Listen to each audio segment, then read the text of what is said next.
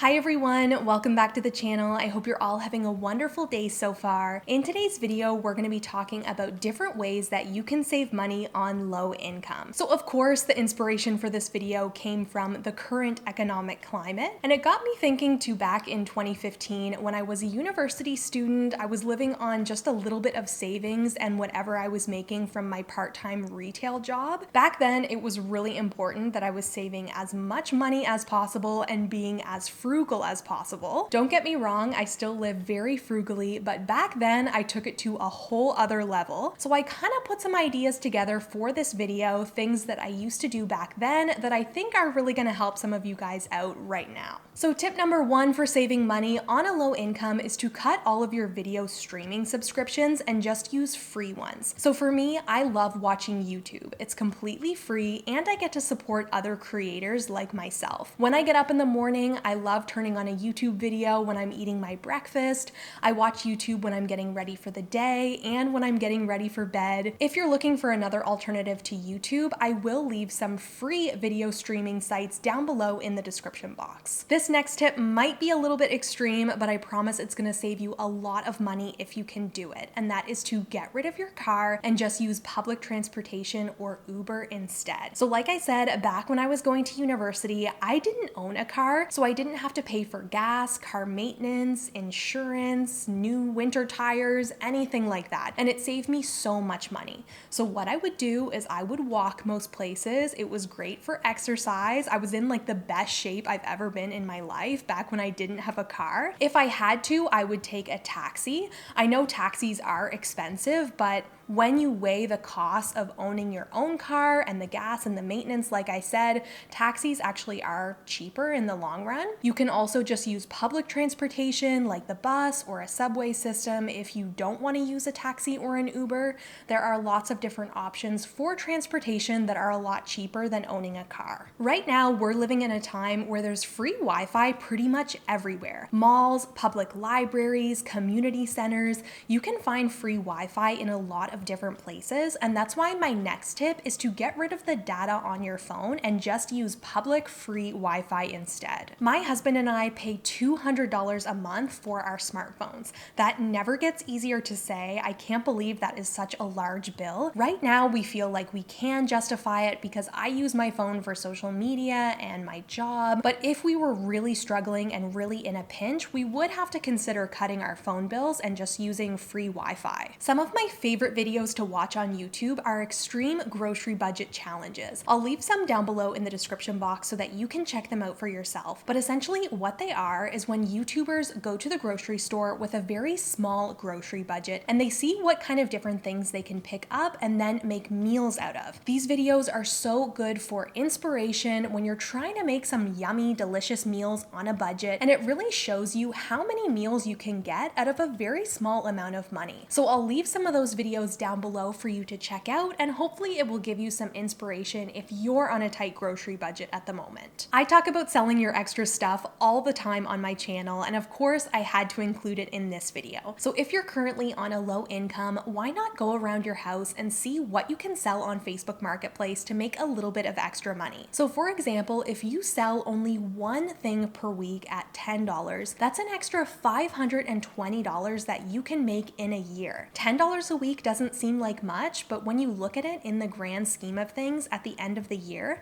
$520 can really make a big impact. If you're on a really tight budget at the moment, but you're still looking for a way to have fun outside of your home, why not consider a visit to your local library? At our library in Halifax, they literally have video games, puzzles for kids, books, movies. There's so many different things that you can do at the public library. I think they even have free events and classes that they host. So I encourage you to go and check out your local library to see what things they're offering for free. This tip is probably the one that's going to save you the most money, but might be the most difficult to do. And that is to not buy it if it's not a necessity. So if you don't absolutely need it for your survival, don't buy it. I know this sounds a little bit harsh, but when you're trying to save money, you're on a low income, or you're trying to get out of debt, this is sometimes what you need to do. You have to be disciplined and you have to be a little bit harsh on yourself and tell yourself no sometimes. When you're in a really tough spot financially, if the item is not contributing to your food, your rent, your transportation, or medications, something like that, it's probably not a necessity. When I was a university student and I was living on very low income, I always had roommates as a way to make rent a little bit more manageable. So we lived in a house with 3 bedrooms. It was me and 2 other girls, and being able to split that rent, utilities, and internet really helped us out when it came to saving money. I know this tip isn't going to apply to everyone because it depends on your age, your lifestyle, and your family situation, but if you can live with roommates, it can really push yourself forward financially. Another tip that I have for you is to make things from scratch and make stuff yourself at home. For example, cleaning products. There are so many different cleaning products that you can make just out of Dawn dish soap, vinegar, and baking soda. You do not have to go to the store and spend money on all of these fancy, expensive cleaners. Cleaning supplies is just a small example, but there are a lot of things that you can make yourself at home to save extra money. One of my favorite ways to save money, even now, is to find discounted food at the grocery store, bring it home, and freeze it to use at a later date. The first thing I always do when I enter the grocery store is go to the discount rack or shelf and see what they have to offer that I can scoop up and bring home and freeze. Also, if you want to check out your local discount store, I know there's a couple in my area that sell discounted food outside of the grocery store. Usually what they'll do is they'll buy like the surplus that the grocery store can't sell,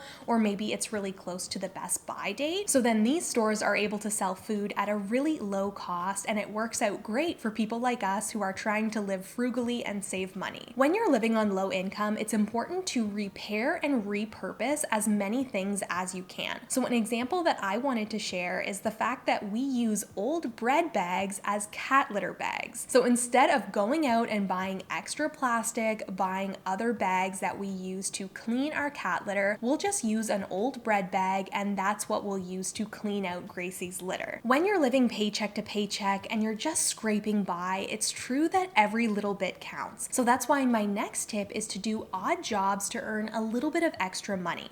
So for example, there is a couple that I watch on TikTok who do food delivery through DoorDash on the weekends as a way to earn extra money. It's a job that they only have to do on the weekends, so it's not a super big commitment, but they're able to make a really good amount of extra income just by doing this a few hours a week. When I was younger and growing up, I lived in a house full of meat eaters. Every night there would be hamburgers, steak, pork, bacon, you name it on my plate. But when I moved out and I was in university, I realized how much meat actually costs and how little I missed it when I didn't buy that meat. So that's when I became mostly vegetarian. As I've said before, we still eat hamburger meat and stuff. We'll use sandwich meat to make sandwiches for work, but for the most part, we do eat vegetarian, and it saves us a lot of money. So if you're struggling with groceries at the moment and the price of food, I encourage you to go somewhat vegetarian, if not fully vegetarian, to save money. So now that I've gone through all of my money saving tips, I want you to leave me a comment down below and let me know one of your best money saving tips for someone that's on a low income. And with that, I'm gonna wrap up the video here. I really hope you guys liked it and that it gave you some inspiration and motivation for saving a little bit of extra money this month. If you liked it, don't forget to give it a big thumbs up because it really helps me out.